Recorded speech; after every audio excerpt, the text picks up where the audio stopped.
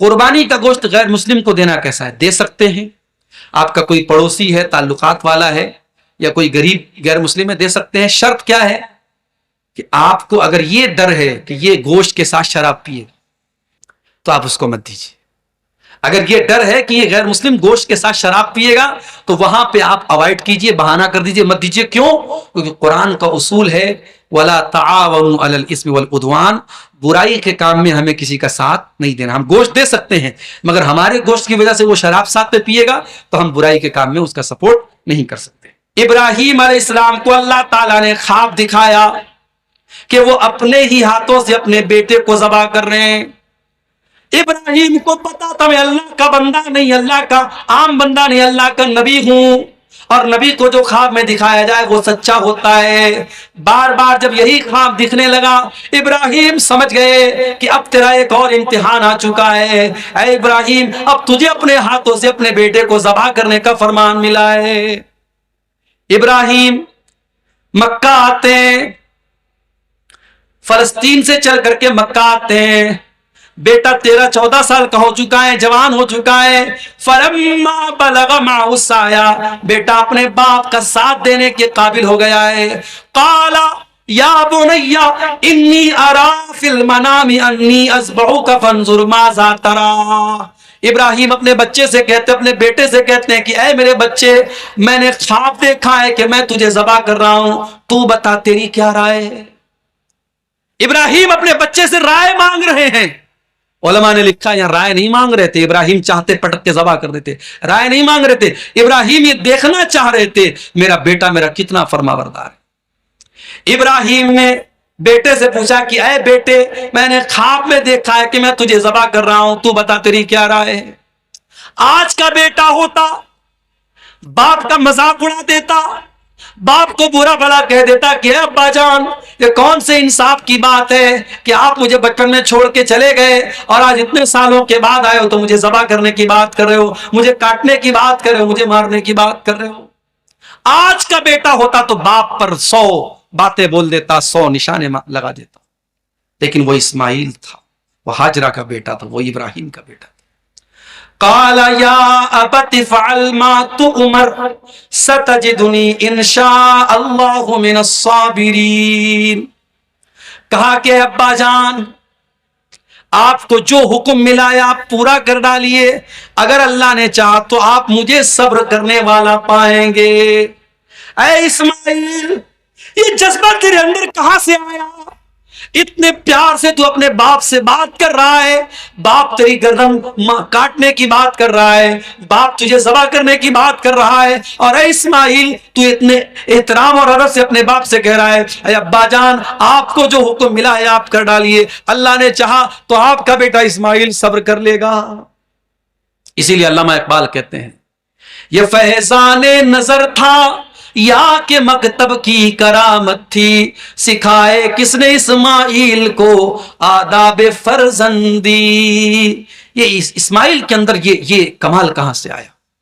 یہ ان کی ماں کی تعلیم کا نتیجہ تھا، یہ ان کی ماں کے مدرسے اور مکتب کا اثر تھا، ماں کی گود میں انہوں نے جو تعلیم حاصل کی تھی اس کا اثر تھا۔ او میری پیاری ماں بہنوں، ٹک ٹاک پہ ناچ گانا دیکھنے والی ماں کے ایسے بچے تو نہیں پیدا ہوں گے، موبائل پر دن رات سیریل دیکھنے والی ماں کے ایسے بچے تو نہیں ہوں گے، جو ماں اپنے بچوں کو قرآن یاد کرائیں گی، جو ماں اپنے بچوں کو دعائیں یاد کرائیں گی، جو ماں اپنے بچوں کو صحابہ کے واقعات سنائیں گی، جو ماں اپنے بچوں کو نبی کے واقعات سنائیں گی، جو ماں اپنے بچوں کی صحیح تربیت کرے گی، اس ماں کو ایسے بچے ملیں گے جو بچہ اسماعیل کی شکل میں ہاجرہ کو ملا ہے۔ بیٹا کہتا ابا جان، آپ کو جو حکم ملا ہے آپ پورا کر ڈالیے، اللہ نے چاہا تو آپ مجھے صبر کرنے والا پائیں گے۔ فلما اسلما، دونوں باپ بیٹے اللہ کے حکم کے آگے جھک گئے، مسلمان ہو گئے۔ مسلمان کس کو بولتے ہیں؟ ختنہ کرا لینے کا نام مسلمان نہیں ہے۔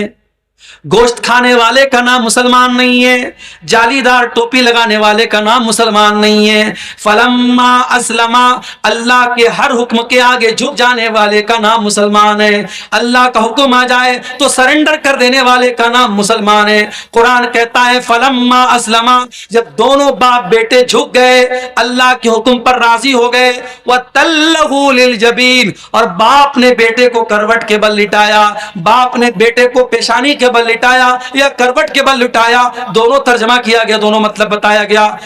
فلما اسلم وتلہ للجبین، جب باپ نے بیٹے کو لٹایا، ونادیناہ یا ابراہیم قد صدقت الرؤیا انا کذالک نجزی المحسنین، ہم نے پکارا، ابھی اسماعیل کے گلے پر چھری چلنے ہی والی تھی، ہم نے پکارا اے ابراہیم ہمیں تیرے بیٹے کا خون بہانا مقصود نہیں ہے، ہم تجھ سے تیرا بیٹا چھیننا نہیں چاہتے، اے ابراہیم ہم تیرے بڑھاپے میں تیرا یہ سہارا لینا نہیں چاہتے، اے ابراہیم ہم تو یہ دیکھنا چاہتے تھے کہ تو اللہ سے کتنی محبت کرتا ہے۔ اللہ سے محبت کرتے ہو میرے بھائی؟ 10,000 کا 15,000 کا بکرا اور بھیڑا لا کے ذبح کر دینا، یہ کون سی اللہ سے محبت ہے؟ یہ کوئی کمال کی بات نہیں ہے میرے ساتھ، وہ تو ہم اپنے ہی فائدے کے لیے قربانی کرتے ہیں۔ قربانی کیا، پایا ہم نے کھایا، کلیجی ہم نے کھائی، گوشت ہم نے کھایا، خون نالی میں بہ گیا، چمڑا مدرسے میں چلا گیا، اور ہم کہتے صاحب اللہ کی راہ میں قربانی۔ نہیں، انگلی کٹا کے شہیدوں میں نام نہ لکھواؤ میرے ساتھ۔ محبت کرو اللہ سے جو ابراہیم کو تھی۔ او محبت میں پاگل ہونے والے نوجوانوں، رات کو 2 بجے موبائل پہ لگائے، کیوں لگائے صاحب؟ محبت ہے۔ لیٹ کر بات کر رہا ہے، کھیتوں میں جا کے باتیں کر رہا ہے، صاحب محبت ہے۔ ارے یہ محبت نہیں، ڈھکوسلے بازی ہے، یہ دنیا کی محبت، یوز اینڈ تھرو۔ یہ جو تیرے ساتھ محبت کی باتیں کر رہی ہے، پتہ لگا صبح کو کسی اور کے ساتھ باتیں کر رہی ہے، کپڑوں کی طرح بدلنے والی یہ محبت نہیں ہے۔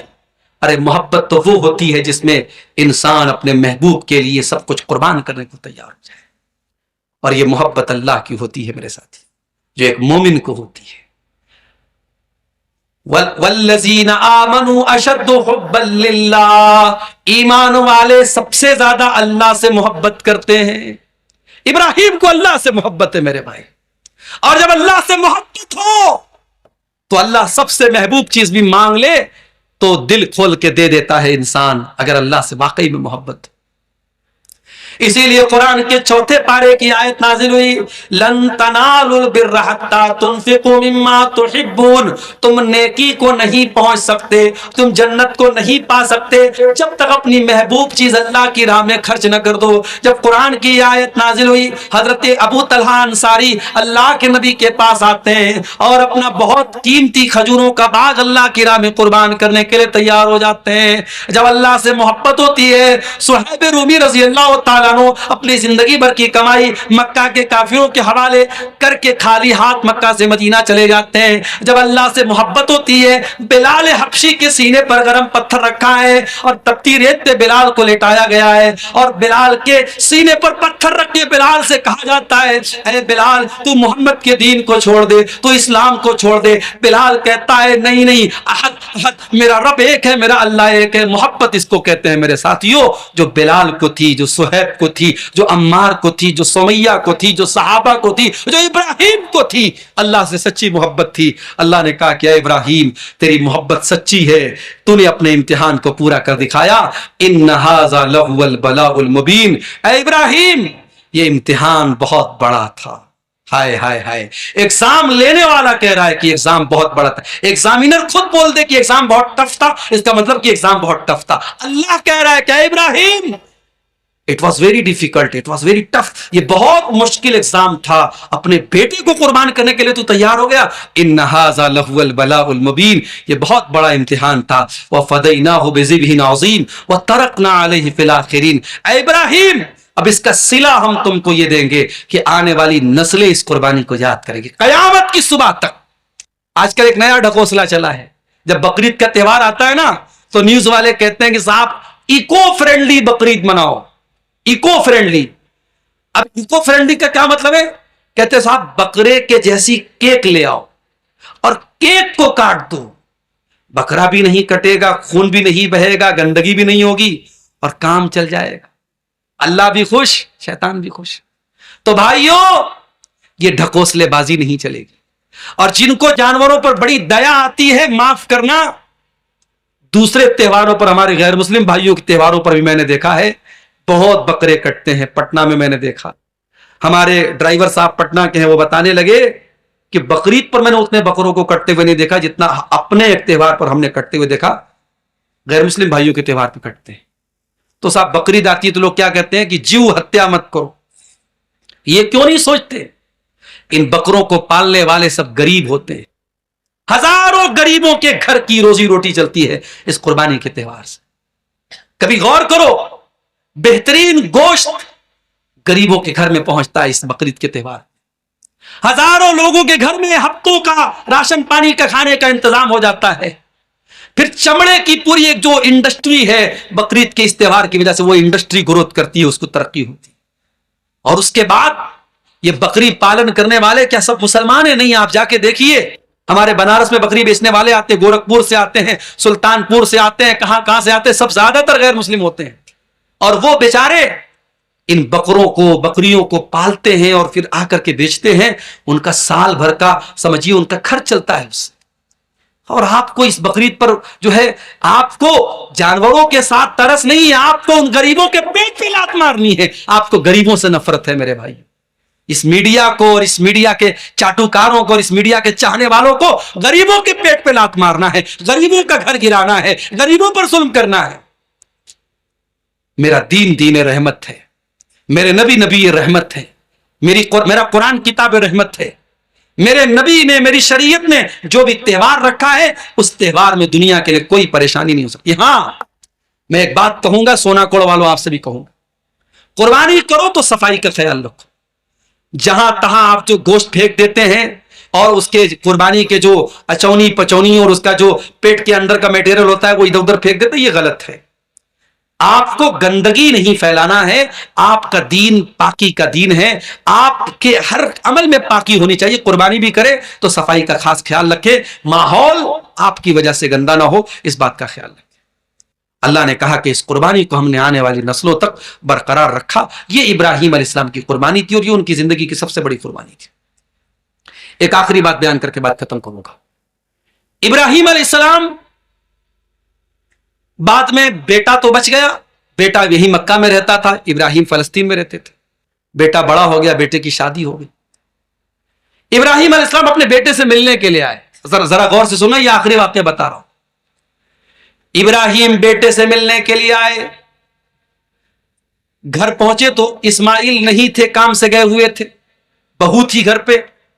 اب بہو جو تھی وہ پہچانتی نہیں تھی کہ یہ میرے سسر ہیں۔ حضرت ابراہیم نے حال چال پوچھا، بہو نے سمجھا کہ کوئی اجنبی آدمی، ان نون پرسن ہے۔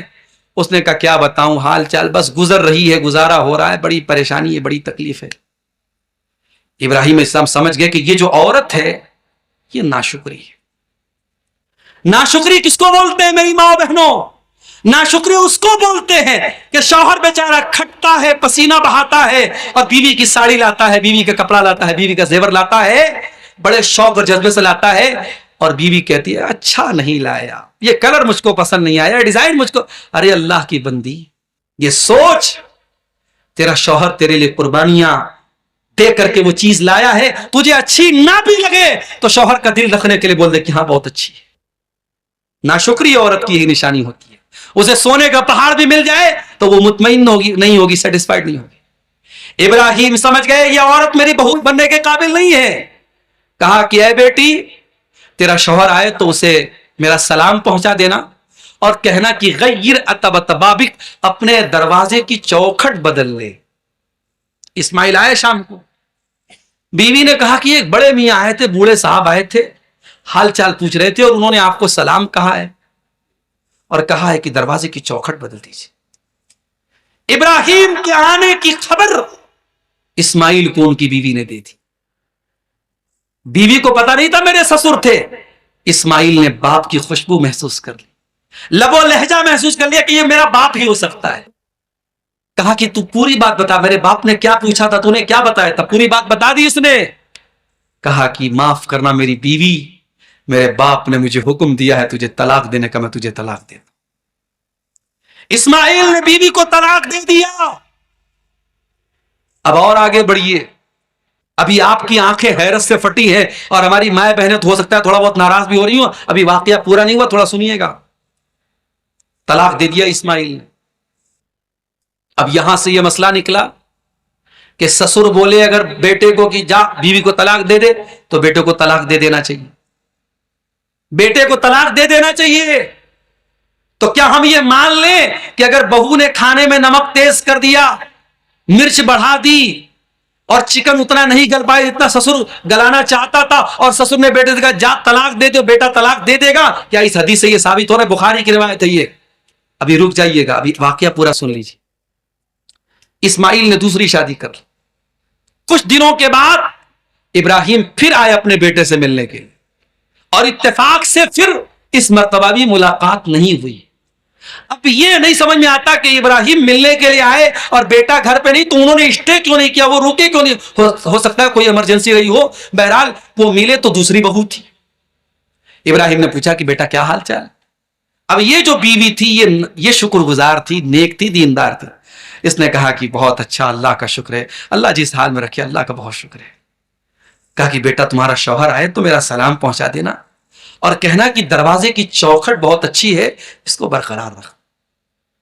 شام کو اسماعیل آئے، بیوی نے بتایا کہ ایک صاحب آئے تھے، آپ کی حال چال پوچھ رہے تھے، اور انہوں نے کہا کہ دروازے کی چوکھٹ کو بدلنا مت، دروازے کی چوکھٹ بہت اچھی ہے۔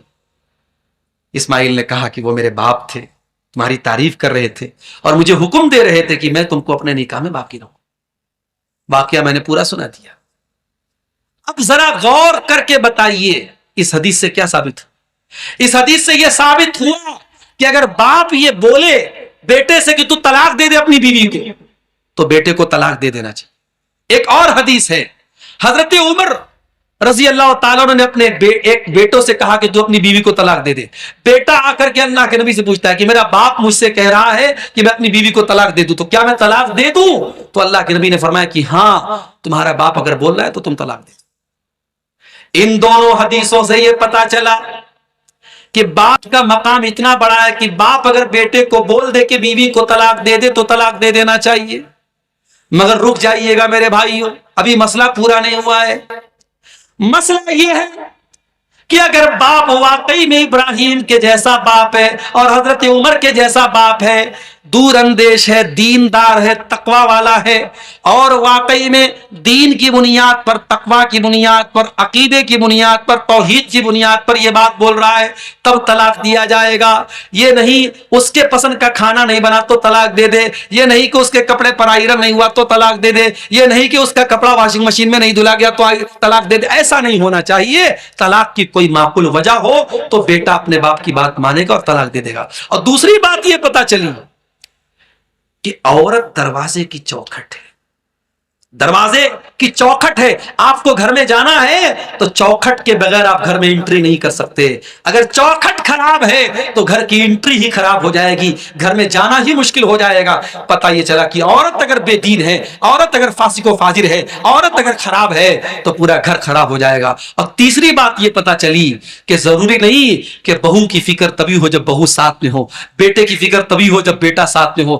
بیٹا آپ سے دور رہتا ہے، آپ سونا کوڑ میں رہتے ہیں، بیٹا آپ کا آسام میں رہتا ہے، بیٹا دلی میں رہتا ہے، بیٹا ممبئی میں رہتا ہے، بہو بھی وہیں رہتی ہے، فیملی بھی وہیں رہتی ہے، مگر آپ یہاں پر بھی بیٹھ کر کے اپنے بہو اور بیٹے کی فکر کریں، ان کی چنتا کریں، ان کی آخرت کے بارے میں سوچیں، ان کی دنیا کے بارے میں سوچیں۔ یہ بھی اس واقعے سے پتا چلا۔ ابراہیم علیہ السلام کی سیرت کے تعلق سے یہ چند باتیں آپ کے سامنے رکھی گئی ہیں۔ ایک پرچی آئی ہے، اس میں 2 سوالات ہیں، 2-3 سوالات ہیں، جواب دے کے ہم بات ختم کرتے ہیں۔ میت کے نام سے قربانی کر سکتے ہیں یا نہیں؟ دیکھیے، میت کے نام سے قربانی کرنے کا کوئی الگ سے ثبوت تو نہیں ہے۔